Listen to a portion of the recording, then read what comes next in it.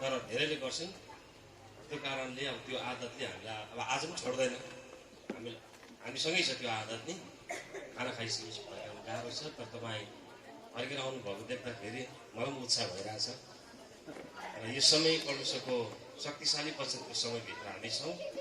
हाम्रो अति नै आदरणीय पास्टर लाजरस थुलुङको अत्यन्तै बृहत तरिकाले सिरिससँग गएको जस्तो तरिकाले तपाईँले परमेश्वरको वचनबाट विवाहको प्रसङ्गमा अध्ययन गर्नु हुँदैछ। अनि मलाई लाग्दैछ तपाईँले आहा म त यता चाहिँ बाङ्गो रहेछु, उता चाहिँ यस्तो भएको रहेछ भनेर तपाईँले आफूलाई देख्नु हुँदै थियो, मलाई त्यस्तो लाग्दैछ। अनि एउटा समय थियो मैले पनि विवाहको सन्देश सुने, यो मेसेज सुने, धेरै वर्ष अगाडिको कुरो। हुन त म उहाँसँग 97बाटै छु, चिनाजाना हामीहरूको सँगै एउटा बाइबल स्कुलसँग पढेको। त्यहाँदेखि यता मैले चाहिँ उहाँलाई छोडेको छैन। अनि मैले पनि सुन्दाखेरि चाहिँ श्रीमतीलाई माया गर्नु पनि नजानेको जस्तो लागेको मलाई आफूलाई नि। मैले विवाह गरेको 18 वर्ष भयो, माया गर्नु पनि नजानेको रहेछु जस्तो लागेर अनि माया गर्ने तरिकाहरू पनि आफूलाई अब आफूभित्र विकास गर्न थालेँ। छोराछोरीलाई हुर्काउने भन्ने कुराहरू पनि परमेश्वरले सिकाउनु थाल्नुभयो। त्यो सब्जेक्ट एउटा माध्यम भयो, तर त्यस पछाडि परमेश्वरले कसरी परिवारभित्र परिवार लिएर हिँड्ने, छोराछोरीलाई कसरी परमेश्वरको सेवामा तयारी गर्ने भन्ने विषयमा उहाँले सिकाउनु भयो। त्यो कारण आज म तपाईँसँग परमेश्वर हाम्रो परिवारभित्र के काम गर्नु हुँदैछ यी कुराहरू बाँडचुँड पनि गर्न लागेको छु। यो समय परमेश्वरको वचनको लागि मलाई दिनुभएको लागि म यहाँलाई धन्यवाद दिन्छु। तेस्रो पनि हो, अन्तिम पनि हो।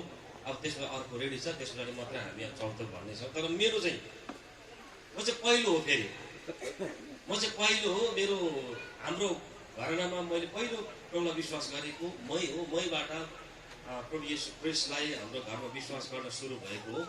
अनि म पहिलो, मेरो पुस्ताको पहिलो पास्टर हो म चाहिँ। सायद यो पनि राम्रो कुरो मेरो लागि। मेरो पुस्तामा हाम्रो घरमा सबभन्दा पहिलो पास्टर को थियो भनेर यो पहिलो नाम पहिलो पङ्क्तिमा नाम लेख्छ भने मेरो लेख्ने रहेछ। म राम्रै मौका पाएछु। प्रब्लम मै होस्, म चाहिँ पहिलो हो। अनि म चाहिँ मेरो परिवारलाई सिकाउँदैछु। त्यो कारणले म पहिलो भएको कारणले मैले मेरो परिवारलाई ख्रीष्टमा जीवन जिउनु पर्ने, कसरी जिउनु पर्छ, ख्रीष्टसँग हिँड्नुपर्ने हाम्रो हिँडाइ कस्तो हुनुपर्छ भन्ने विषयमा एकदम नजिकबाट सिकाउँछु। त्यो कारण आज तपाईँसँग म जति पनि कुराहरू गर्छु म मेरो घरभित्रको मात्रै बढी कुरा गर्नेछु। तपाईँलाई कतैबाट पनि बाहिरबाट उदाहरण त्यति ल्याउन चाहन्न। अहिले मैले यहाँ भन्नुपर्ने कुराहरू चाहिँ मेरोमा अब नोट्सबाटै कुरा गर्ने थुप्रै छ। मैले सुरुमा चाहिँ मण्डलीभित्र चाहिँ के कुरो गर्ने गरेको थिएँ भने अगुवाको दर्शनसँग परिवारहरू कसरी उभिनु सक्नुपर्छ भन्ने विषय पहिलो हामी त्यसरी मण्डलीमा सिकाएको थियौँ। हामी त्यो पनि सिकाउने गरेको छौँ। एउटा परिवारले जहिले पनि उसको मण्डलीको अगुवा हुन्छ होइन। एउटा परिवारले जहिले के बुझ्नु पऱ्यो भने धेरै परिवार हो मण्डली चाहिँ मण्डलीभित्र अगुवा छ। परिवार जहिले पनि बुझ्नुपर्छ हाम्रो मण्डलीको अगुवासँग दर्शन छ, उसको दर्शनसँग हामी खडा हुनुपर्छ भन्ने विषयलाई। तर म त्यो छुनु अहिले मैले यहाँ मिलेको छैन। अब चाहिँ पापबाट सधैँ भाग्ने आधार एउटा परिवारले कसरी आफूभित्र विकास गर्नुपर्छ त्यो पनि महत्त्वपूर्ण लागेको हो खास गरी कुराकानी गर्न। तर अब त्यो पनि नमिल्ने होइन। मण्डलीमा हामी जान्छौँ अनि हामी त्यतिकै जाँदैनौँ, तर मण्डलीसँग हाम्रो आत्मिक र मण्डली धार्मिक कुराहरूसँग हाम्रो परिवारको सहकारिता कति धेरै हुनुपर्छ, मण्डलीलाई हामीले किन दिनुपर्छ भन्ने विषय पनि थियो। र त्यो सबै विषयलाई छोडेर म अन्तमा चौथो नम्बरमा चाहिँ मिसन इन फ्यामिली अथवा परिवारलाई मिसनको निम्ति कसरी तयारी पार्ने, अझै अथवा यसरी भन्न सक्छौँ छोराछोरीलाई कसरी मिसनको लागि तयारी गर्ने, सिकाउने, हुर्काउने भन्ने विषयमा हामी कुराकानी गर्न लागेको छौँ। अनुसारलाई महिमा होस्, हाम्रो छोराछोरी छ, विवाह भन्ने बित्तिकै विवाहभित्र छोराछोरीहरू पनि छ। कहिलेकाहीँ चाहिँ हामी मात्र हिँडेकै छौँ, हाम्रो छोराछोरीहरू चाहिँ छोडिँदैछन्। हामी के चाहँदैछौँ भने हामी सँगसँगै हामी हाम्रो छोराछोरीलाई पनि लिएर हिँड्दैछौँ। आमेन भन्नुहोस् न। तपाईँको कुरा गरेकै फेरि तपाईँको कुरा गर्दैछु।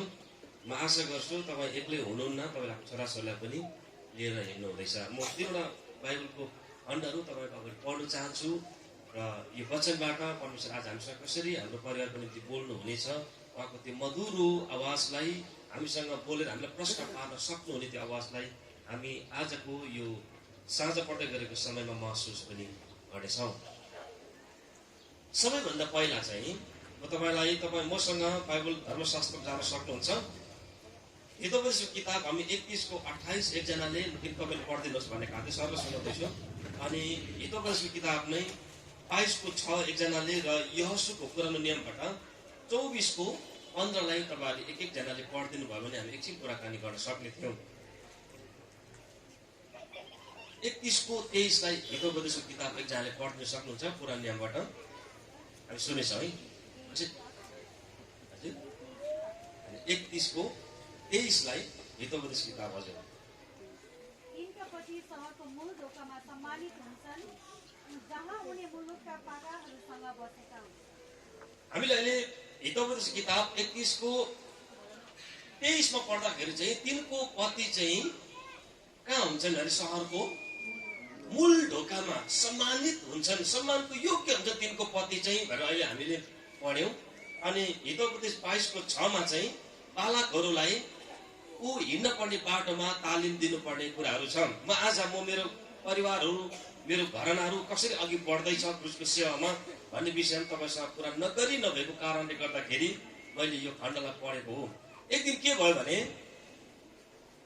3 बजेको थियो जस्तो लाग्छ मलाई, घडी चाहिँ ठ्याक्कै हेर्न, तर त्यो बिहानको समय हो। 3 बजीतिर मेरो घरमा चाहिँ गडङ्ग गुडुङ पुरा हल्ला भइरहेको रहेछ। गाउँमा चाहिँ हात्ती आउँछ त कहिले काहीँ, जुरुक्क उठ्दाखेरि चाहिँ हात्ती आएकी जस्तो लाग्यो, बेसी हल्ला सुनेर मलाई।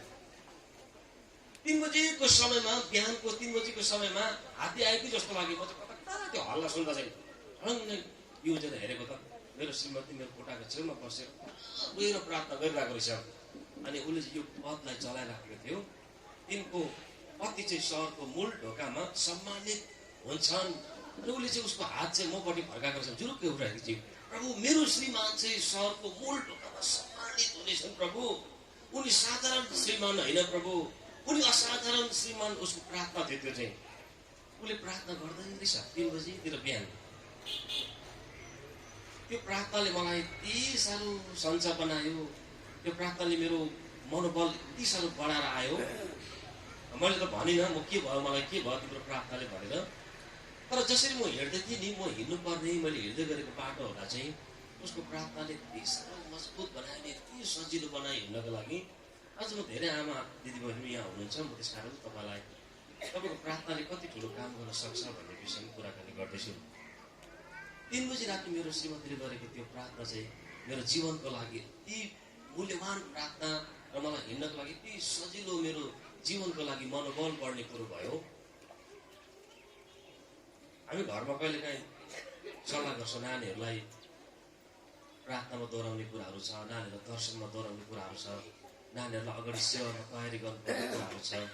म उसलाई भन्छु तिमीलाई थाहा छ तिमी त्यो दिन बिहान 3 बजी जुन प्रार्थना गर्यौ नि, त्यो प्रार्थनाले मलाई यस्तो प्रकारले छुयो, त्यो प्रार्थनाले मलाई हिँड्ने यति बल दियो नि, आजसम्म त्यो प्रार्थनाको शक्तिमा अघि बढ्दैछ। हिजो चाहिँ हाम्रो मण्डलीमा चाहिँ के भयो भने एकजना दाजु र दिदी बुढाबुढी श्रीमान श्रीमती हो, उहाँ 2 जना। श्रीमान चाहिँ धेरै प्रार्थना गर्नुहुन्थ्यो, त्यति चाहिँ उहाँलाई के भयो मलाई थाहा छैन। अब श्रीमानलाई त घरबाट चाहिँ श्रीमतीले चाहिँ प्रार्थना गर्ने श्रीमती, अब हाम्रो मण्डलीमा बिहान 5 बजी प्रार्थना गर्ने श्रीमती, त्यही त घरबाट त उहाँले त श्रीमानलाई त घोक्राउँदै लगाएर पर बाटोमा पुर्याउनु भएछ। के भयो अब मलाई पनि थाहा छैन। आज म तपाईँलाई सम्झना गराउन चाहन्छु। कहिले काहीँ नि अघि उहाँले भन्नुहुन्थ्यो पास्टर लाजरसले, रिसलाई जब हामी नियन्त्रण गर्छौँ त्यो चाहिँ ठुलो सहरलाई जितेको जस्तै हो भने, त्यो चाहिँ मलाई साह्रो लाग्यो। म लेख्नु पनि राख्छु यहाँनिर। कहिले चाहिँ हामी यस्तो आवेग भइ पठाउँछौँ नि, त्यसलाई नियन्त्रण गर्न नसक्दाखेरि। हेर्नुहोस् त उहाँले कति लामो वर्षदेखि मण्डलीमा प्रार्थना गर्नुहुन्थ्यो, अझ हामीले उहाँलाई त्यो ट्रस्ट गर्नु सकिरहेको छैन। त्यो कारणले तपाईँको घरभित्र आज म तपाईँलाई यो किन भन्दैछु भने, तपाईँको घरभित्र एउटा परिवार मात्रै नबढेर त्यो परिवारभित्र दर्शन पनि बढ्दैछ भने, त्यो दर्शनले चाहिँ त्यो परिवारलाई यति मिठो बनाएर छ। मैले यहाँनिर के लेखेको छु भने चाहिँ, जब तपाईँको घरभित्र दर्शन आइपुग्छ नि, त्यो दर्शनले चाहिँ मिसनलाई जन्माउँदै जान्छ। मिसनमा जन्माउँछ भन्ने कुरो चाहिँ म तपाईँलाई अलिक क्लियर गर्न चाहन्छु। एकजना व्यक्तिको बारेमा प्रायः प्रायः भन्ने गर्छु, उहाँ पनि 16 खम्बामा जन्मिनु भएको हाम्रो पर्सा लाजरस। अनि तेन्जिङ नर्गे शेर्पा तपाईँ सबैलाई थाहा छ प्रायः जस्तो, उनी 16 खम्बामै जन्मेको मान्छे। तेन्जिङ नर्गे शेर्पा 16 खम्बामा जन्मेर त्यहीँ हुर्केर आलुबारीमा काम गर्दै गर्दाखेरि चाहिँ एक दिन एउटा बोजूले भन्यो, ए तेन्जिङ, यो आलुबारीमा के काम गरेको हो अहिले? त्यो शेर्पाहरू त माथि कत्रो अग्लो अग्लो पर्वतमा चढ्न सक्छ, यही 16 खम्बुमा सगरमाथा पनि छ, माथि सबभन्दा अग्लो पर्वतमा चढ्नु तिम्रो नाम आउँछ भने हो र बोजू। आलु भन्दै गरेको मान्छेलाई के थाहा कसरी चढ्नु नि। तर एउटा भिजन हाल्थ्यो त्यो बोजूले त्यो शेर्पाभित्र। क्वालिफाइड मान्छे त होइन, त्यहाँ पहाड चढ्नुको लागि तालिम त लिएको थिएन, तर त्यो भिजन भित्र गर्भधारण भयो। सट्टै उसको त्यो गर्वमा आयो कि संसारको सबभन्दा अग्लो पर्वत चढ्यो भने त मेरो नाम हुन्छ पहिलो व्यक्ति। त्यो मान्छेले आलुबारी छोडिराखेर सबै उसको हाँडा भाँडा छोडेर काठमाडौँ पुग्छ। कसरी काठमाडौँ आइपुग्यो भयो त्यो समयमा? अहिले पनि काठमाडौँ पुग्नु कतिचोटि हामीलाई गाह्रो हुन्छ, बाटो भत्केर पहिरो गएर सिन्धुलीमा तल त्रिशुलीमा गाडी झऱ्यो भनेर के हुन्छ। त्यो बेलामा 16 खम्बुबाट कसरी काठमाडौँ आयो होला? जब मान्छेभित्र दर्शन आइपुग्छ नि, दर्शनले मान्छेलाई एउटै ठाउँमा राख्दैन, त्यसले मान्छेलाई अगाडि लिएर जान्छ।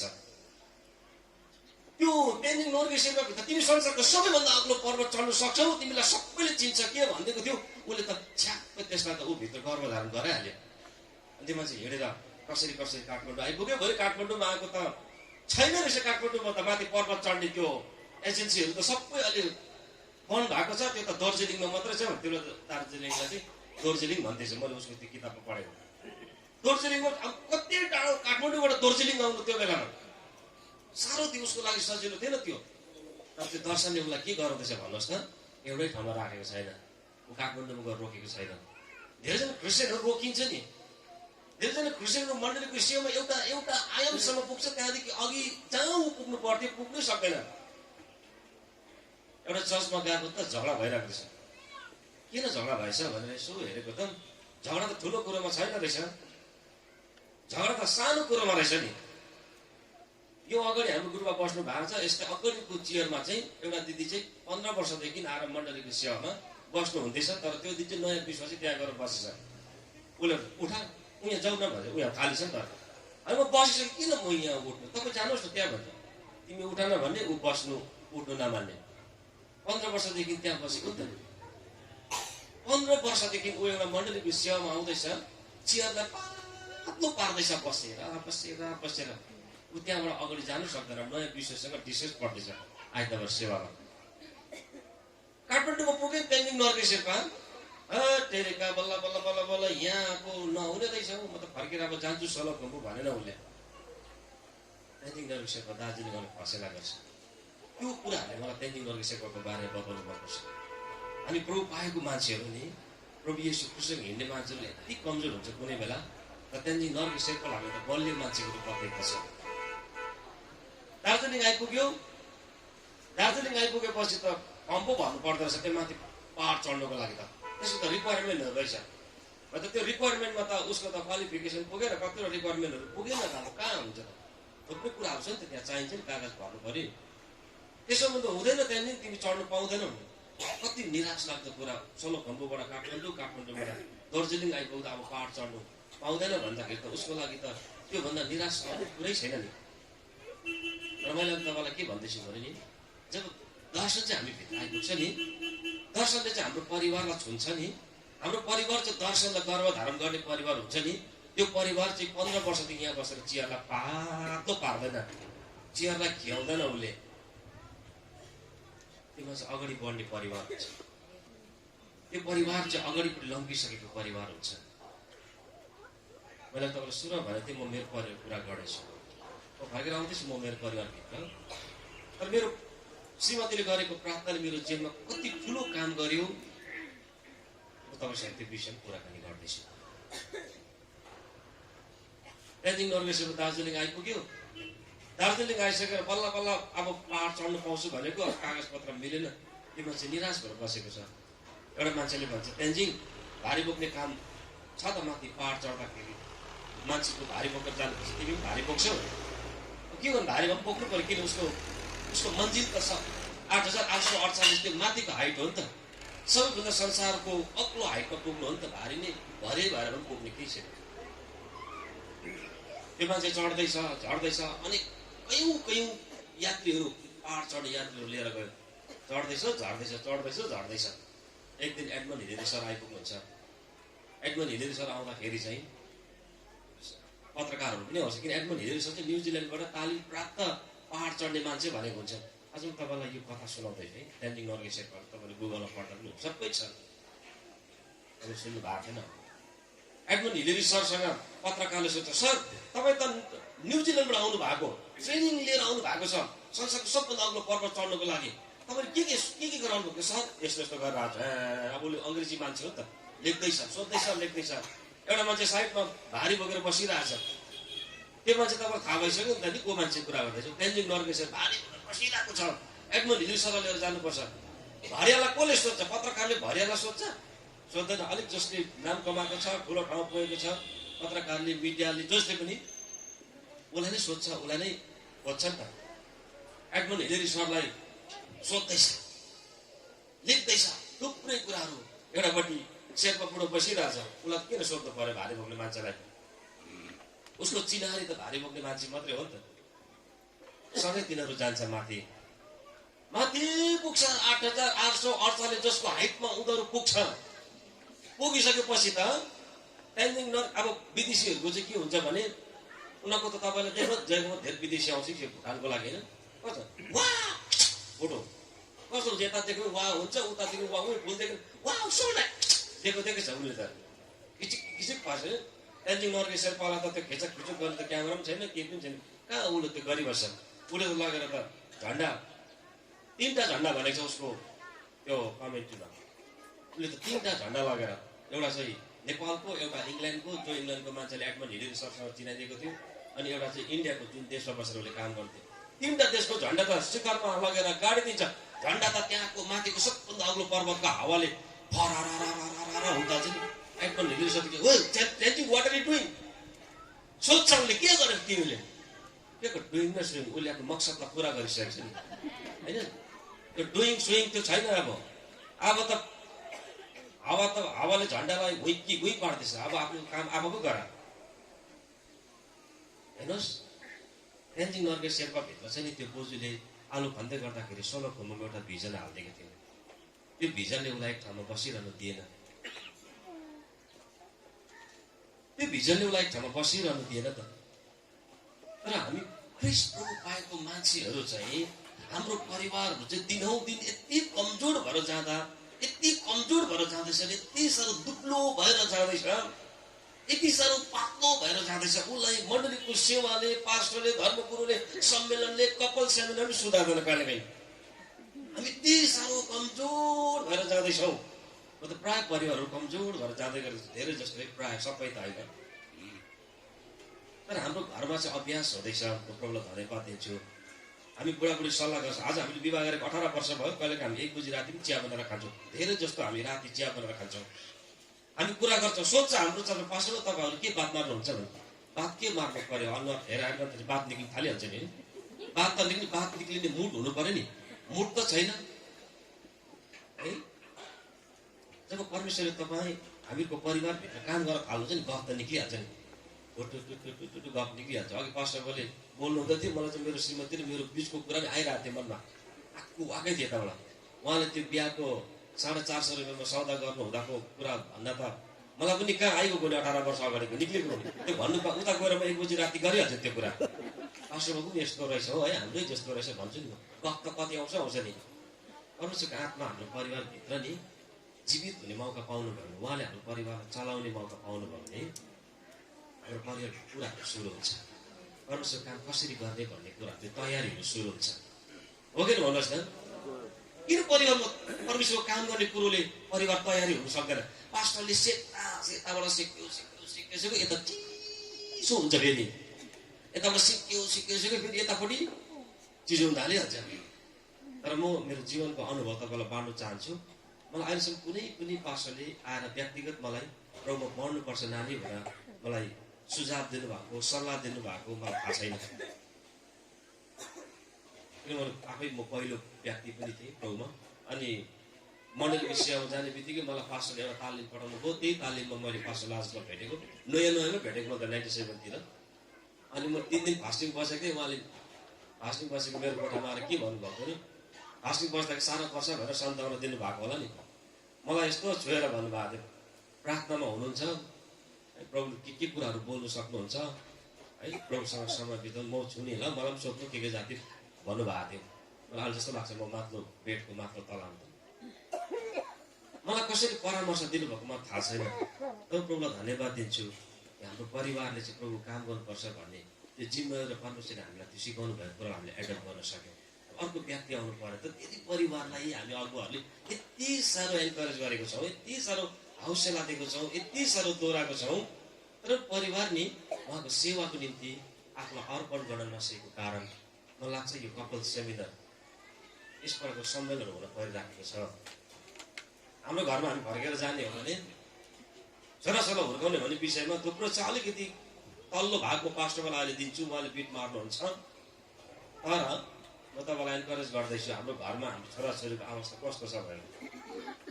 मेरो श्रीमती कहिलेकाहीँ म देख्छु ऊ राति, त्यो मात्रै होइन, त्यो पहिलो त्यहाँदेखि कहिले देखेको छैन होइन।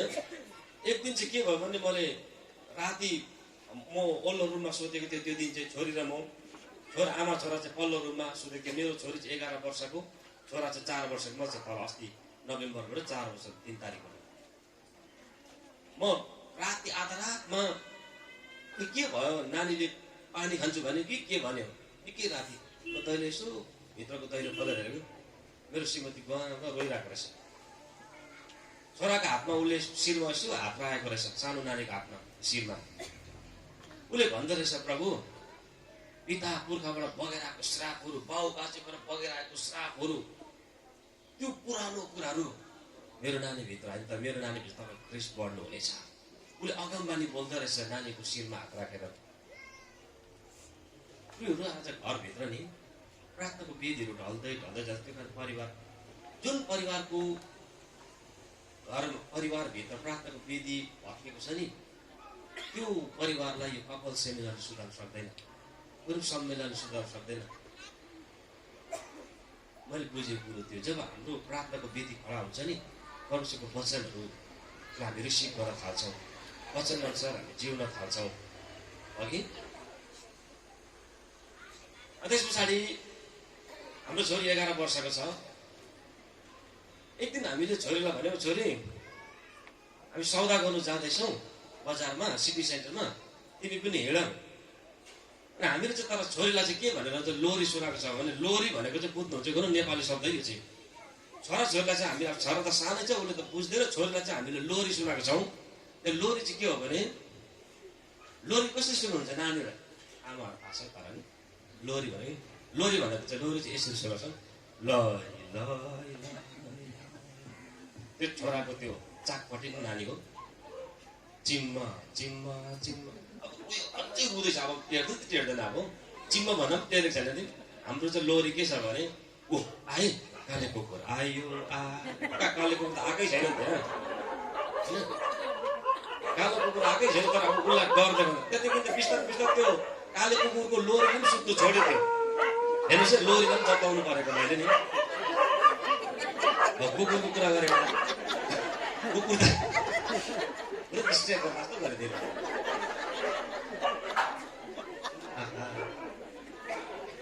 यहाँ त कुकुर सभ्य भयो जस्तो लाग्यो नि, उसको भाषा कुरा बुझे जस्तो।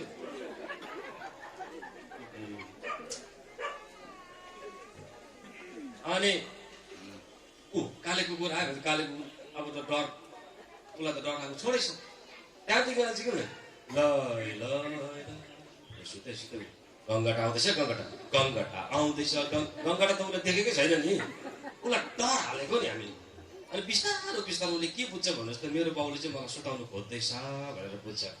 अनि मेले हुँदै जान्छ, यसो हेऱ्यो बिस्तारो त्यो हातको त्यो कोखेलाभित्र राख्यो, ताकि उसलाई असजिलो नहोस् भनेर नि।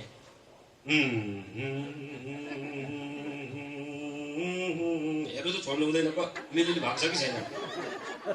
यो उसले कुनै क्यासेटमा यो गीत सुनेर ऊ सुनेको हो र नि, त्यस्तो कुनै क्यासेट पनि त आएको छैन, तर पनि त उसले यो गीत बुझ्दैछ त। यो गीतको भाषा उसले बुझ्छ, ट्युनिङ बुझ्दैछ, शब्द बुझ्दैछ, र त ऊ सुत्दैछ त। मैले सुताउनु खोजेको ऊ सुत्नुपर्छ भनेर उसले बुझेको मिलिरहेको छ त कुरा हाम्रो, होइन? छोरीलाई सौदा गर्नु हामी जानु भने अलिकति सपिङ गर्नु जाने सल्लाह गऱ्यौँ अनि उसलाई लाने गऱ्यौँ। तर हामीले छोरीलाई लोरी चाहिँ के सुनाएको थियौँ भने धेरै वर्षदेखि सुनाउँदै आउँदैछौँ परिवारमा, नानी तिमी चाहिँ पास्टरको छोरी हो। लोरी चाहिँ नि उसले हामीले तिमी चाहिँ पास्टरको छोरी हो, तिमी चाहिँ यस्तो हुनुपर्छ, यस्तो हुनुपर्छ, तिमी जति तिमीले पाएको पैसाहरू चाहिँ तिमीले मात्रै खानु हुँदैन। किन हामी बर्मामा सेवा गर्दैछौँ, थाइल्यान्डमा बर्माको नेपालीहरूको बिचमा सेवा गर्दैछौँ। हामी त्यति टाढो गएर त्यहाँ 6 लाख बर्मिस नेपालीहरू मरिरहेको छ, तिमीले पनि भेटी पठाउनु पर्छ। उसलाई लोरी सुनाएको नि त्यो, उसले चाहिँ त्यो लोरी सुनिरहेको छ। अघि त्यो नानीले गङ्गटा आयो ल यसलाई भन्दाखेरि डरले लुक्क भएर सुत्दैछ नि, यसको मतलब ऊ सुत्नुपर्छ भन्ने कुरो बुझ्दैछ नि। मेरो छोरीले पनि मेरो लोरीलाई बुझ्दै थिएछ, मलाई थाहा थिएन उसले बुझेको छ कि छैन भनेर। सपिङ गर्नु गयो सिटी सेन्टरमा, अनि नमिठो घटना घटिगयो। लुगाहरू हेर्दै जाँदैछ, हेर्दै हेर्दै एउटा लुगा चाहिँ उसलाई मन परेछ कि यसो छट्टै फ्याँक्यो, उसले यस्तो छोप्यो। किन चाहिँ उसले त्यसो गर्यो जस्तो लाग्यो भने हामी घरमा बाटोमा आउँदै गर्दा गाडीमा मैले सुनेँ, नानी तैँले अघि त्यो एउटा लुगा त एकदम छिट्टो पो फ्याँकिस् हौ भनेको। होइन कि त्यो महँगो रहेछ नि त अरे। साह्रो नराम्रो पनि लाग्यो, मैले बेसी नै लोरी सुनाएँ क्या नानीलाई जस्तो लाग्यो, बेसी नै सुनाएछु क्या हो लोरी है जस्तो पनि लाग्यो मलाई। साह्रै नमिठो लाग्थ्यो त्यो बेला चाहिँ। तर राम्रो चाहिँ के लाग्यो भने म थाइल्यान्ड गएको थिएँ, त्यही झोला यहीँ छ रातो झोला। म त थाइल्यान्डमा धेरै पासपोर्ट भन्नुभयो, बर्बार थाइल्यान्डमा चाहिँ बर्मेली नेपालीहरूको बिचमा हामी त्यहाँ पनि काम गर्छौँ, त्यो जाति बाँचेको छैन त्यो कारणले गर्दाखेरि। अनि थाइल्यान्डमा गएको यो झोलाबाट अब त्यो दिएको लिफाहरू, मण्डलीले दिएको त्यो लिफाहरू निकाल्दै खाँदै 1 महिना 17 दिनको एउटा मिसनको यात्रामा म गएको थिएँ। निकाल्दै खाँदैमा त अन्ततिर पुगेको थियो, मोटो लिफामा हात पुग्यो, यसो निकालेको मोटो लिफा रहेछ। अनि लिफाभित्र त किन हेर्नु, हात यसो हालेको सरले निक्ल्यो, यति लामो कागज पो निक्ल्यो। कागज चाहिँ के गर्नु थाइल्यान्डमा, होइन? त्यो त अब पैसाले त खाना किन्नु पऱ्यो, होटलको बिल तिर्नु पऱ्यो, गाडीको भाडा तिर्नु पऱ्यो, सबै त खानाले गर्नु, पैसाले गर्नु त कागजले त हुँदैन। यति लामो कागज पो रहेछ। कसको चाहिँ के चाहिँ आयो फेरि यति लामो कागज भनेर यसो हेरेको त छोरीको चिठी रहेछ, मेरो छोरीको चिठी रहेछ। त्यहाँ चाहिँ के लेखेको थियो भने उसको आफ्नो इङ्ग्लिसबाट लेखेको थियो, बाबा तपाईँले घरमा गर्नुभएको प्रार्थना मैले नजिकबाट सुनेको छु, तपाईँ र आमाले गर्नुभएको प्रार्थनालाई मैले जहिले पनि याद गरेको छु। बर्माको नेपालीहरूको बिचमा, थाइल्यान्डको नेपालीहरूको बिचमा तपाईँ कति दुःखमा पैसाहरू नहुँदाखेरि पनि तपाईँ जान्छु भनेर तपाईँले गर्नुभएको प्रार्थना मैले सुनेको छु बाबा। आज तपाईँ मिसनरीको रूपमा त्यहाँ जानुहुँदैछ सुसमाचारको लागि। तपाईँले मलाई कहिलेदेखि दिनुभएको मिठा खाने पैसा, 11 वर्षको नानी मात्र मेरो छोरी, त्यो पैसाहरू मैले भेला पार्दै राखेको थिएँ। अनि यो पैसा तपाईँ त्यहाँ बर्माको बर्मेली नेपालीहरूको बिचमा काम गर्दाखेरि खानाहरू किनेर खानुहोस्, त्यहाँको सेवकाईको सङ्घ तपाईँले चलाउनु भनेर चिठी लिएर छ। अनि मुनतिर लास्ट हुँदै मेरो प्रार्थना चाहिँ म पनि एक दिन चाँडै यो बर्मेली नेपालीहरूको बिचमा जानेछु अनि म मेरो प्रभुको बारेमा सुनाउनेछु भनेर लेखेको रहेछ। 11 वर्षको मेरो छोरीले त्यस्तो लिएछ। अघि आएको कागज त कता गयो, म त रोएछु नि त्यो चिठी पढ्दाखेरि। लिफा अझै बाक्लै थियो। अनि मैले यसो हात हालेको ओलादेखि खुजुरा खाजुरी 10 को 20 को पैसाहरू 1240 रहेछ। अनि उसले भनेको थियो यो भेटी चाहिँ बर्मामा थाइल्यान्डमा मिसनरी भएर तपाईँ काम गर्दाखेरि त्यहाँ के खानु भनेको।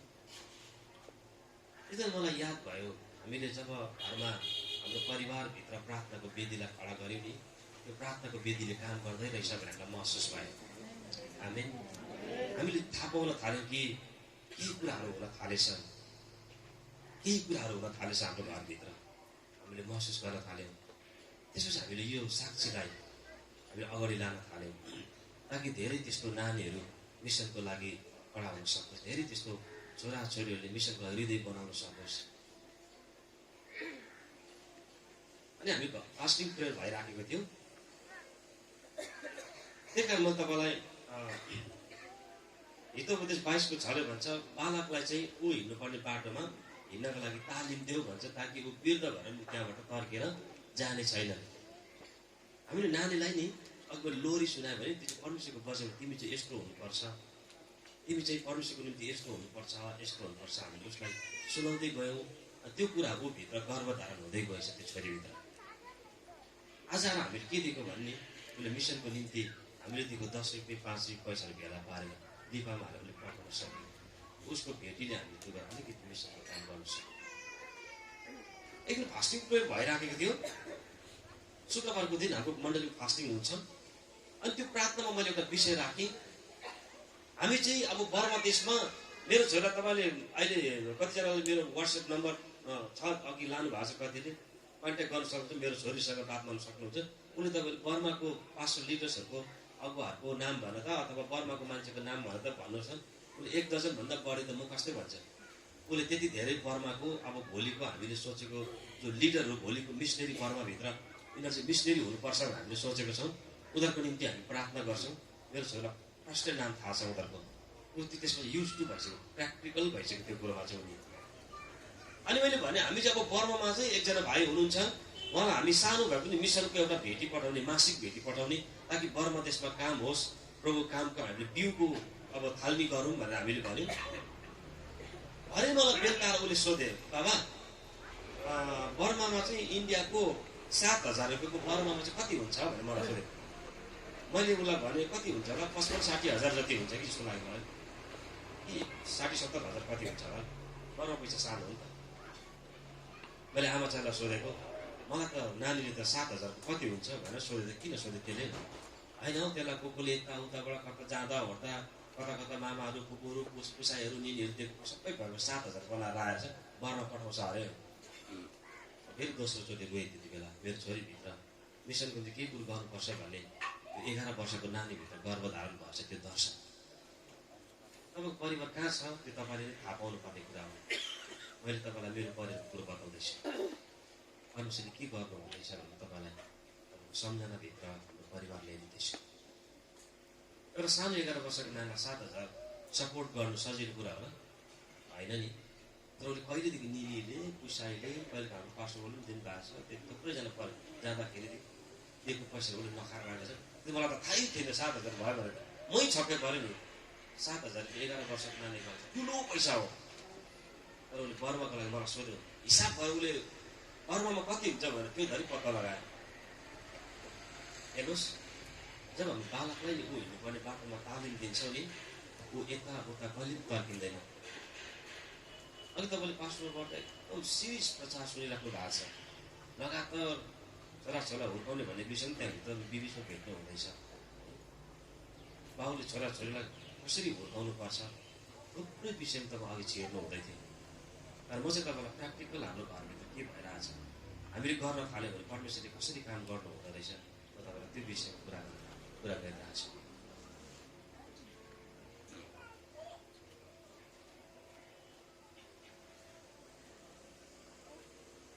तेन्जिङ नर्गे शेर्पा हामीले उसलाई छोड्नु हुँदैन। म उसलाई छोड्दैन कि तेन्जिङ नर्गे शेर्पामा यति साह्रो असर पारेको छ उसको काम गर्ने तरिकाले। त्यो मान्छे माथि पर्वत चढेर अब फर्केर आयो नि त, दुईजनै फर्केर आउँदाखेरि संसारको सबभन्दा अग्लो पर्वत चढेको मान्छे भएर आयो। जाँदाखेरि को भएर गएको थियो? भरिया भएर गएको थियो। को भएर गएको थियो अरे? भरिया मात्रै भएर गएको थियो। याद गर्नुहोस् है, फेरि त्योभन्दा बढ्ता एक छेरी हलन त कमा छैनन्। फेरि उनी प्योर, उनी अर्ग्यानिक भरिया भएर गएको। अब अहिले अर्ग्यानिक भन्ने शब्द आएको छ, घरिघरि हामी हाल्दैछौँ। तर फर्केर आउँदाखेरि चाहिँ तेन्जिङ नर्गे शेर्पा चाहिँ भरिया भएर होइन। पत्रकारहरूले फेरि घेर्यो भनेको छ। फेरि पत्रकारहरूले घेरेको छ एडमन्ड हिलेरी सर र तेन्जिङ नर्गे शेर्पालाई। तर त्यति बेला चाहिँ सबै पत्रकारहरूले चाहिँ तेन्जिङ नर्गे शेर्पालाई नै सोध्यो भनेको छ। किनभने चाहिँ तेन्जिङ नर्गे शेर्पा चाहिँ नेपाली बोल्थ्यो, एडमन्ड हिलेरी सर चाहिँ नेपाली बोल्नुहुन्न थियो। अब उसलाई इङ्ग्लिसबाट सोध्नु पऱ्यो। फेरि बिस्तार बेसी इङ्ग्लिसबाट सोध्नु त खबर कागज लेख्ने मान्छेको लागि पनि, नेपाली खबर कागज लेख्ने रिपोर्टरहरूको लागि सायद त्यो गाह्रो पनि थियो होला होइन। आफ्नो भाषा सजिलो। तेन्जिङ दाजु भन्नुहोस् त के भयो, हावा कस्तो आउँदै थियो, कत्रो हावा थियो त्यहाँ, के थियो, के सोध्यो मलाई थाहा छैन। तर पत्रकारले चाहिँ तेन्जिङ नर्गे शेर्पालाई घेर्यो नि। माझ तपाईँलाई यो कुरो चाहिँ किन तेन्जिङ नर्गे शेर्पालाई ल्यान्डिङ चाहिँ किन गराउँदैछु भने त्यसको एउटा कारण चाहिँ यिनी फर्केर आउँदाखेरि भरिया भएर आएर संसारको सबभन्दा अग्लो पर्वत चढ्ने पहिलो व्यक्ति भएर फर्केर आए। किन यिनी त्यो व्यक्ति भएर तपाईँलाई थाहा छ? त्यो बोजूले हालिदिएको दर्शनले नि यिनी माथि पुगेर फर्केर आउँदा उनको चिनारी नै बत्तेको थियो। तपाईँको परिवारभित्र जब दर्शनले गर्भधारण गर्न थाल्छ नि, तपाईँ को हो आज त्यो कुरो ठुलो होइन, परमेश्वरले तपाईँलाई के बनाउन सक्नुहुन्छ त्यो कुरो चाहिँ ठुलो हुनेछ घरभित्र। परमेश्वरले तपाईँलाई के बनाउन सक्नुहुन्छ त्यो चाहिँ ठुलो हुनेछ। तर सबै मान्छेको भागमा छैन त्यो कुरो। जसले दर्शनलाई गर्भधारण गर्छ, जुन परिवारभित्र दर्शन गर्भधारण हुन आइपुग्छ, त्यो परिवारलाई चाहिँ परमेश्वरले त्यो बनाउन खोज्नु हुँदैछ जो तपाईँ र मैले सोचेको पनि छैन। मेरो गाउँमा चाहिँ म तपाईँलाई परमेश्वरले कसरी हाम्रो आइडेन्टिटीलाई चिनारीलाई बदलाउनुहुन्छ भन्ने कुरो मलाई छाइहाल्नुपर्छ। कि एउटा परिवार एउटा पूर्णता पछाडि परमेश्वर कुन कुन प्रकारको हात हुन्छ म तपाईँलाई बताउनु राम्रो हुन्छ अलिकति समय लिएर। हाम्रो गाउँमा चाहिँ सबैभन्दा गरिब मान्छे चाहिँ हामी नै हो है। मेरो बाप मेरो बुवा चाहिँ लाटो मान्छे, को आउँदैछ को जान्छ मलाई मतलबै छैन। अहिले पनि हुनुहुन्छ, अब बिर्ता हुँदै जानुभयो। उहाँ लाटो मान्छे, आमा नपढ्नु भएको अनपढ मान्छे। अनि हामी चाहिँ गाउँमा अब लाटालुटीको छोराछोरी भनेपछि गाउँमा के हुन्छ भनेदेखि काम लाउनु कुट्नु हप्काउनु चाहिँ लाटालुटीको छोराछोरीलाई सजिलो नि त। अनि गाउँमा चाहिँ म सानोमा चाहिँ लुते मान्छे, अहिले पनि त्यति बलियो मोटो मान्छे त होइन, तर सानोमा चाहिँ साह्रै लुते मान्छे। अनि मलाई तर बगान बाउहरूले रासन बोकाउनु 5 केजी चामल 3-4 केजी आँटा बोकाएर मात्रै घरमा लगेर गुरामाले तँलाई 10 पैसा दिनुहुन्छ, 20 पैसा 10 रुपियाँ बगानको पैसा चल्थ्यो। म सानो 5-6 वर्षको उमेर दुःखले कामेर उहाँ घरमा गुरामा भाटु पुऱ्यायो। गुरामालाई पर्खिएर कति 10-20 पैसा अब उहाँले सरले दिन्छु भनेको पैसा दिन्छ भने गुरामाले पैसा नदिने। केरा पाकेको हुन्छ नि, मुनि चाहिँ ठुलो त्यो माथि चाहिँ सानो सानो हुँदै आएको हुन्छ नि, त्यो टुप्प पटेको चाहिँ यस्तो घुमाएर छुट्टै छुट्टाएर लाखा भरेर यसो दिनुहुन्थ्यो। पक्रिनु भ्याम पक्रिहाल्यो, पक्रिनु उचित ऊ पर पुग्छ। त्यहाँबाट टिपेर त्यही केरा खाँदा खाँदै गयो। फेरि अर्को हप्ता त्यसरी रासन पकाउँथ्यो, घरमा गयो रोटी पोल्दै गरेको हुन्थ्यो। पर्खिरहन्थ्यो कति बेला 20 पैसा दिन्छ, त्यो 4 आनाहरू दिन्छ र गएर के मिठा खानु। नानीले कस्तो हुन्छ मिठा खानुको लागि नि, अहिले आफ्नो छोराछोरी याद आइहाल्छ नि, दिँदैन। फेरि त्यो कुरामा पनि कस्तो अझै खालको रोटी पोल्दै लाखा भन्दै त्यो तातो रोटी पावाबाट सुन्न दिनुहुन्थ्यो। ठ्याक्कै पक्रिने कहाँ किपर हो त, अब त पक्रिनु सक्दैन, त्यो पक्रिने आदत त छैन घरमा। त्यस्तो उचिटेर ऊ पर पुग्थ्यो नि त, त्यो रोटी फेरि टिपेर खाँदै खाँदै गयो। त्यस्तो बाँकी त अहिलेसम्म चाहिँ उठेकै छैन। अब त त्यो पैसा चल्दै चल्दैन त्यो भने। त्यस्तो घरनाबाट हामी आएको। पल्लोपट्टि राई दाजुभाइहरू बसोबासो गर्नुहुन्थ्यो, अहिले पनि हुन्छ एक दुईजना। उहाँहरूकोमा ल्याएको चाहिँ चामल चाहिँ आमाले राति गएर लुकेर किन्नुहुन्थ्यो। त्यो चामल घरमा ल्याएर जाउलो सागपातहरू हालेर त्यो जाउलो पकाउनुहुन्थ्यो। त्यही चामल त्यहाँनिर दाजुभाइहरूकोमा सुँगुरको लागि सुँगुरको भाँडामा खाना पाक्थ्यो, चारो पाक्थ्यो। त्यही चामल चाहिँ अर्को भाँडामा यता हामीलाई चाहिँ जाउलो पाक्थ्यो। हामी साह्रै गरिब मान्छे। अब गरिब मान्छेलाई गाउँमा जे गर्दा हुने, फेरि आमामा कुटाइ सानो होइन, काम समातेर यो कपालको कन्चुली समातेर तानेको अहिले जस्तो लाग्छ। काम चाहिँ बिगारिसक्दा चाहिँ आइहाल्थ्यो। त्यस्तो खालके इज्जत भनेको केही थिएन हामीलाई। हामी त्यसरी गाउँमा हुर्केको। र मलाई पनि थाहा भएन, प्रभु यीशु ख्रीष्टलाई विश्वास गरेपछि पहिलो मैले भने प्रभु यीशु ख्रीष्टलाई विश्वास गरेपछि नि हामीले प्रभुले हाम्रो परिवारलाई र हाम्रो जीवनलाई कसरी चलाउनुहुन्छ भन्ने कुरोमा भर पर्न थाल्यो। प्रभुले हाम्रो परिवारलाई चलाउनुहुन्छ भन्ने कुरो हामीले विश्वास गर्न थाल्यौँ। त्यो कुरोलाई हामीले सम्हाल्यौँ। समयहरू बित्दै गयो। हामीले पढाइको सिलसिलालाई थाहा पायौँ। पढ्नुपर्ने कुराहरू हाम्रो निम्ति अपर्च्युनिटी भएर आयो। हामी पढ्दै गयौँ, हामी परमेश्वरलाई बनाउँदै लानुभयो, हाम्रो परिवारलाई परमेश्वरले जोड्दै ल्याउनु भयो। आज हामी फर्केर हेर्छौँ त्यो गाउँमा नि, आज त्यो गाउँमा त हामी छैनौँ। म चाहिँ त्यो गाउँबाट नक्सलबाडीमा आएको छु। त्यो गाउँमा फर्केर जाँदाखेरि आज हामीलाई त्यो मान्छे लाटाको छोरा भनेर चिन्दैन। यिनीहरू चाहिँ यति साह्रो बनिएको मान्छे, यिनीहरू चाहिँ यो क्रिस्चियन धर्मको लागि चाहिँ यति साह्रो यिनीहरूको भगवानले आशिष दिएको मान्छे भनेर यो गाउँको मान्छेले हामीलाई चिन्दछ। यो गाउँको मान्छेले यीशु भगवानले यो फ्यामिलीलाई चाहिँ आशिष दियो भनेर चिन्दछ। उनीहरूको आफ्नो विश्वास छ त्यहाँ। प्रभुले हामीलाई नि, मलाई अहिलेसम्म याद आउँछ त्यो मेरो बाल्यकालको कुरो चाहिँ म एउटा चाहिँ प्रायः भन्ने गर्छु। एक दिन चाहिँ के भयो भने हाम्रो पर्ने बडाबाउ हुनुहुन्थ्यो, कहाँ जानु भएको थियो, धेरै वर्ष पछाडि गाउँमा आउनु भएको थियो। अनि सबै नानीहरू चिनाना गर्ने झ्याम्मी नै त्यस्तै हो। अनि मलाई पनि सबैलाई तिमी भन्दै बोल्दाको मलाई पनि तिमी भन्दै बोल्नु भयो उहाँले, सानोमा 7-8 वर्षको मेरो। अनि चक्लेट पनि दिनुभयो, खायो नि। एकजना यो नानी चाहिँ को हो भनेर सोध्नुभयो मलाई। माथि के हो हाम्रो लाटा कान्छाको छोरा। ए लाटा कान्छाको छोरा को त यत्रो भएछ भन्नुभयो क्या उहाँले मलाई। अघिसम्म तिमी भन्दै बोल्नु भएको राणाकान्छाको छोरा को त यत्रो भइस भन्नुभयो कि उहाँले मलाई कहिले बिर्सिँदैन। निकै बिर्द हुनुभयो अब अहिले त उहाँ। अस्ति म उहाँ गएको थिएँ, कस्तो हुनुहुन्छ बडा बाउ भने उहाँले मलाई ढोग्नु भयो, मलाई कस्तो लाग्यो। नमस्ते नानी भने म त्यो दिनहरू याद गर्छु, कसरी परमेश्वरले हाम्रो चिनारीलाई निको पार्दै ल्याउनु हुँदैछ, कसरी हाम्रो परिवारबाट स्वस्थ परिवार बनाउँदै ल्याउनु हुँदैछ। जब तपाईँले फसेला गर्नुहुन्छ नि परमेश्वरको दर्शनलाई बोकेर हिँड्ने, उहाँको दर्शनलाई गर्भधारण गर्ने अब निर्णय गर्नुहुन्छ नि, परमेश्वर तपाईँको निर्णयलाई आशिष दिनुहुनेछ। तपाईँको परिवारलाई एउटै ठाउँमा राख्नुहुन्न। तपाईँको नानीलाई परमेश्वरले जब तपाईँले नानीभित्र दर्शन हाल्ने निर्णय गर्नुहुन्छ, तपाईँले हाल्नुभएको दर्शन तपाईँको नानीभित्र विकास भएर जानेछ।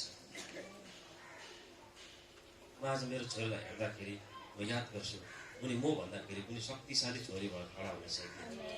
म त्यो लाग्छ मलाई, म त्यो विश्वास गर्छु। म जहाँसम्म पुगेँ नि, मभन्दा धेरै पर उसले गएर सेवा गर्नेछ। त्यो मैले उसलाई त्यस्तै शिक्षा दिएको छु। मैले उसलाई परमेश्वरको वचनमा हुर्किने भन्ने कुरा दिनौदिन सिकाउँदछु। तपाईँले घरमा नानीहरूलाई के सिकाउनु हुँदैछ? तपाईँलाई सोध्दैछु मात्रै खालि, तपाईँले गल्ती गर्नु हुँदैछ, सही गर्नु केही भनेको छैन, सोध्दैछु मात्रै। मैले चाहिँ यसो गर्दैछु भनेर जानकारी दिएको। मैले हाम्रो घरमा, हाम्रो परिवारमा नानीहरूलाई हुर्काउने भन्ने विषयमा हामी त्यसरी काम गर्दैछौँ। अहिले भन्यो भने थुप्रो छ त्यस्तो कुराहरू त। तर म एउटा इक्जाम्पल चाहिँ हाम्रो पास्टर लाजरस गुरुबाको चर्चको मैले थुप्रै मण्डलीमा भने कि म त्यो चाहिँ भन्न चाहन्छु। त्यस पछाडि हाम्रो पास्टर भोलि फेरि अलिकति समय लिएर पनि उहाँको समय एकदम कम्ती छ। भोलि एउटा मात्रै सेसन रहेछ, त्यो कारणले उहाँ फेरि भोलि चाहिँ फर्किनु पर्नेछ। छोटो उहाँले समय दिनुहुनेछ, तपाईँलाई छोड दिनुहुन्छ। म दुईवटा इक्जाम्पल तपाईँको अगाडि राख्न चाहन्छु। पहिलो चाहिँ हाम्रो नेपाली भेगमा धेरै नाम कमाउनु भएको विशेष एउटा वक्ताको रूपमा पनि हामी चिन्छौँ पास्टर लाजरस थोलुङलाई। एउटा विद्वान मान्छेको रूपमा पनि चिन्छौँ हामी, सफल र कुशल एउटा वक्ताको रूपमा हामी चिन्छौँ उहाँलाई। भला हाम्रो सम्बन्ध पुरानो भए तापनि उहाँ एउटा कुशल वक्ताको रूपमा हुनुहुन्छ। म त्यसरी नै हेर्छु उहाँलाई, एउटा सफल पास्टरको रूपले हेर्छु म उहाँलाई। सक्षम र अगुवा हो, मण्डलीलाई नेतृत्व गर्न सक्ने अगुवा। उहाँले मण्डली सुरु गर्नु हुँदाखेरि भान्साघरमा सुरु गर्नु भएको, उहाँले मलाई त्यो कथा सुनाउनु भयो। रातिको 2 बजीसम्म हामी गफ गर्थ्यौँ। काठमाडौँ उहाँ घरमा गएको बेला मजा आउँछ। म उहाँसँग धेरै समय बिताउँछु, त्यो एउटा क्वालिटी समय भएको छ मेरो उहाँसँग। अनि उहाँले के भन्नुभयो भने उहाँको मण्डलीको घरको भाडा तिर्नु नसक्दाखेरि चाहिँ एकजनाले कोरियाबाट स्पोन्सर पाउनु भएछ। कोरिया देशको स्पोन्सर राम्रै त हुन्छ। अनि स्पोन्सर आउनु थाल्यो, पैसा आउनु थाल्यो, घरको भाडा तिरेको छ, मण्डली घरको भाडा तिर्यो। धेरै समय पछाडि, धेरै वर्ष पछाडि चाहिँ उहाँले त्यो अब स्पोन्सर धन्यवाद त पठाउनु पऱ्यो नि त। चिठी लेखेर उहाँको मण्डलीको उहाँको एसोसिएट पास्टर चाहिँ कोरियन पास्टर हुनुहुन्छ, उहाँकै हातमा भए जस्तो लाग्छ मलाई। चिठी पठाउ, धन्यवादको चिठी पठाउनु भयो। पास्टरले गएर स्पोन्सरलाई खोज्दा स्पोन्सरै छैन। कहाँ चाहिँ बस्छ? बल्ल बल्ल स्पोन्सर बस्ने ठाउँ भेटेछ। अनि स्पोन्सर बस्ने ठाउँ भेट्यो, तर स्पोन्सर छैन। त्यो स्पोन्सर त कहाँ बस्दो रहेछ भनौँ? त्यो चर्च हुन्छ नि, चर्चको त्यो उँभोतिर जाने भर्याङ सिँढी भन्छ हामी त, सिँढी। हाम्रो इन्डिया नेपालमा पनि त्यस्तै गर्दो रहेछ, इन्डियामा पनि त्यस्तै छ। त्यो चेपमा चाहिँ टोइलेट बाथरुम बनाइहाल्छौँ हामी, सिँढी माथिल्लोपट्टि जानेको बिचमा है। विदेशतिर त प्रायः त्यस्तो त खुल्लै हुन्छ। त्यहाँ प्रोफाइलहरू, गत्ताहरू ओछ्याएर स्पोन्सर त्यहाँ पो बस्दो रहेछ। उहाँको मण्डलीको भाडा तिर्ने स्पोन्सर त्यहाँ पो बस्दो रहेछ। अब त्यो चिठी त दिनु पऱ्यो, स्पोन्सर छैन। कहाँ छ त हाम्रो स्पोन्सर साहेब चाहिँ भनेर त स्पोन्सर साहेबलाई चर्चको चौकीदारले चाहिँ लु आउनुहोस् म लगिदिन्छु भनेर चाहिँ लगिदिन्छ। भने स्पोन्सर चाहिँ कहाँ रहेछ भने सडकमा चाहिँ त्यो प्लास्टिकको बोतल, बियरको बोतल, क्यानहरू, कोकको क्यानहरू पो टिप्दै रहेछ अरे स्पोन्सरले त। अनि त्यो स्पोन्सरहरू त के जस्तो लाग्छ नि, स्पोन्सर त क्यानहरू टिप्दो रहेछ अरे। आहा, स्पोन्सर त यस्तो पो रहेछ, बेचेर अनि फेरि पैसा पाउँला है भनेर। त्यो स्पोन्सर चाहिँ को रहेछ नि, सडकमा हुर्केको खाते नानी, बाउ पनि छैन, आमा पनि छैन, त्यस्तो नानी रहेछ। हेर्नुहोस्, मान्छेभित्र चाहिँ दर्शन आउँछ नि, त्यो दर्शनले चाहिँ नि हामीलाई के गर्छ भन्नुहोस् त, केही न केही कुराहरू गर्नु लगाउनु थाल्दो रहेछ। हाम्रो परिवारभित्र चाहिँ कहिले काहीँ नि दर्शन नै आइपुग्दैन नि त। अघि मैले भने त्यो 15 वर्षसम्म भयो। त्यो दिदीलाई तपाईँले के भनेर बुझ्नुहुन्छ? 15 वर्षदेखि चौकिएको चाहिँ नयाँ विश्वासी आउँदाखेरि त डिस्कस पर्दैछ। उसले कत्रो र कस्तो दर्शन बोकेको होला मण्डलीको सेवा। त्यो परिवार चाहिँ कति बलियो परिवार होला, भयङ्कर बलियो परिवार जस्तो लाग्दैछ कि तपाईँलाई? के लाग्दैछ मलाई थाहा छैन, तर मैले त आँखाले देखेको डिस्कस पढ्दो रहेछ नयाँ विश्वास। तर एउटा खाते नानी जो सडकमा हुर्केको बाउ पनि छैन, आमा पनि छैन, तर ऊभित्र दर्शन आइपुग्यो। त्यो दर्शनले उसलाई नेपालभित्र केही कुरो गर्ने कुरोमा उत्प्रेरित गर्दैछ। यति बेला तपाईँ र मेरो नानी नि, तपाईँ र मेरो परिवार दर्शनसँग यदि आजबाट खडा मात्रै भयो भने हामी मण्डलीमा सीमित भएर बस्दैन। प्रभुले केही कुरो गर्न थाल्छ, उहाँको केही कुरो गर्नुपर्छ भन्ने जोसमा हामी खडा हुन थाल्छौँ। पास्टरको दर्शनसँग हामी सहकारिता गर्न थाल्छौँ। केही कुरा हाम्रो परिवारबाट सुरु हुन्छ, केही कुरा चाहिँ सुरु हुन्छ, तर केही कुरा सुरु भएन भने चाहिँ बुझिहाल्नुपर्छ हामी चाहिँ दर्शनले गर्व धारण भएको छैनौँ। त्यसले गर्दा म त परिवार भन्ने बित्तिकै दर्शन चाहिँ बुझिहाल्छु। दर्शन नभएको परिवार त के परिवार भन्नु होइन, के परिवारै भन्नु। परिवार भइसकेपछि परिवारभित्र चाहिँ भिजन चाहिँ हुनुपर्छ। अन्तमा चाहिँ एउटा व्यक्तिको सम्झना गर्न चाहन्छु। यिनी चाहिँ उसको सानो किताब रहेछ, त्यो किताबमा मैले पढेको, आफ्नो हातले लेखेको किताब त होइन, कसैले उसको बारेमा लेखेको रहेछ। उसको आमाबाट सेवाको निम्ति उसले सिकेको अरे सानो उमेरदेखि नै प्रभुको सेवा गर्नुपर्छ भनेर। अनि प्रभुको सेवाको निम्ति यिनी कालो जातिहरूको बिचमा जान्छ मिसनरी भएर। सानो उमेर म्यागजिनमा मैले भेटेको थिएँ।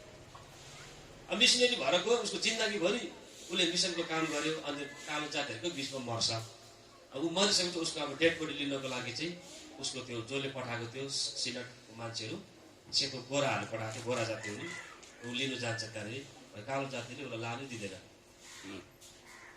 अब सायद बुझ्नु भरमा कसको बारे भन्दैछ, लानु दिँदैन। त्यहाँदेखि मरेको लासको विषयमा गण्डगोल हुन्छ। अब जिउँदो हुन्छ त केही भएन, मरेपछि गण्डगोल भयो। अनि अन्तमा तिनीहरूले निर्णय गर्छ, ठिक छ लाने हो भने लानु, तर आधी अब शरीर काट्नु पर्ने भयो। त्यहाँ मरेको मान्छेको शरीर काटेर आधी दिन आधा कस्तो हुन्छ भन्नुहोस् त?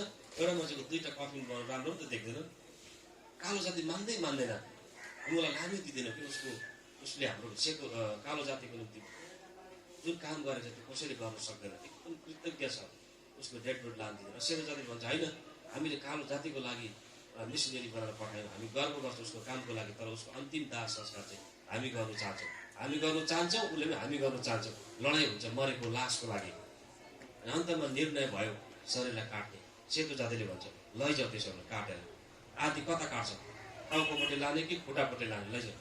कालो जातिले के भन्छ, हामी टाउकोपट्टि पनि लाँदैनौँ, खुट्टापट्टि पनि लाँदैनौँ, हामी उसको मुटु मात्रै राख्छौँ। त्यो चाहिँ डेभिड लिभिङस्टन थियो। अफ्रिकामा एउटा सिटी रहेछ डेभिड लिभिङस्टन सिटी भन्ने, उसकै नामबाट बनेको सहर। हेर्नुहोस् न, एउटा यस्तो परिवारबाट यिनी हुर्केर आयो, त्यसले प्रभुको सेवा गर्नुपर्छ भन्ने त्यो साँचो कुराले यी मान्छे भरेको कारण उसले कालो जातिको बिचमा गएर मिसनको कामलाई पुरा गर्यो। आजसम्म हामी डेभिड लिभिङस्टनको बारेमा पढ्दैछौँ। आजसम्म हामी डेभिड लिभिङस्टनको सेवाको कुराहरू हामी छातीमा बोकिरहेछौँ। उसको मुटु चाहिँ अफ्रिकामा राखेर शरीर चाहिँ कालो सेतो जातिले लिएर गयो। अब घरनाबाट को जन्मियोस् भन्ने तपाईँले गर्नु हुँदैछ। म त कहिलेकाहीँ लोरीमा मेरो छोरीलाई नानीहरूलाई म यो सुनाउँदैछु, तिमीलाई थाहा छ एउटा चिज तैँले उसलाई थाहा भएको छ, तिमीलाई थाहा छ डेभिड लिभिङस्टन भनेको यो हो। म लोरी सुनाउँछु म उसलाई, हेर्नुहोस् न, लोरी सुनाउँछु। थुप्रै छ, अब अरू विषयमा जान सकेन किनभने समयको एक नम्बर त समयको पाबन्दी छ। अब पास्टरको समय लिनु हुँदैछ। तर तपाईँलाई के सम्झना गरेर जाँदैछु भनेदेखि तपाईँको परिवारभित्र नि तपाईँले दर्शनलाई जिउँदो बनाउनु भयो। तपाईँको परिवारभित्र दर्शन आइपुग्ने मौका पायो भने नि त्यसले तपाईँ र तपाईँको परिवार त्यही ठाउँमा राख्ने छैन। तपाईँले म अघि बढेको हुनेछ। अरूसँग हामी आफ्नो परिवारलाई संरक्षण गरेर दर्शन बोकेको परिवार बनाउनको निम्ति अनुग्रह गर्नुभएको छ। समयमा हाम्रो पास्टर